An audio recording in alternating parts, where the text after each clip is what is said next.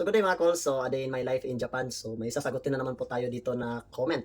So nagtanong po si sir dito, nag-comment po siya sa atin. Ang sabi po niya is, Boss, Ohio, pwede pa kaya ako mag-ground handling kahit 1 year experience lang ako as SSW? So sa tatanong mo ito, Lods, is nag-post na ako ng video dito dati about ka sa rules, isa sa mga rules ng SSW is pwede po tayong lumipat ng company.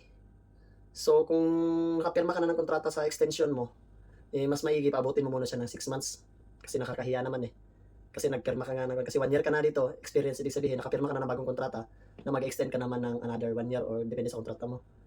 So I suggest, pabutin mo muna ng 6 months or 8 months, tapos maglipat ka na ibang company. Pwede po tayong lumipat, ang sagot ko sa iyo, Lords, is pwede po tayong lumipat as SSW sa ibang company. But, ang rules nito mga Lords is, ang rules nito Lords, is dapat, paglilipat ka sa isang company, kaya sinabi ko sa last previous videos ko, yung visa natin, is naka-register yan sa kung ano yung company na pinasukan mo. Kapag lilipat ka sa ibang company, is kailangan mong i-renew yung visa mo na naka-register yung bagong company mo na lilipatan mo dito sa Japan para hindi ka papauwi ng Pilipinas, kasi may possible na mapauwi ka ng Pilipinas kung lilipat ka sa ibang company na ang gamit na gamit ng visa is yung sa nakarang company mo pa, kasi naka-register nga yung visa natin sa company na papasukan lang natin. So pwede ka lumipat, Lods, huwag ka maglala. Pwede ka lumipat basta SSW, pwede lumipat na ibang company. Basta yun lang yung gagawin mo, okay? So, follow and share mga calls para for more videos dito sa Japan. God bless you. Bye-bye.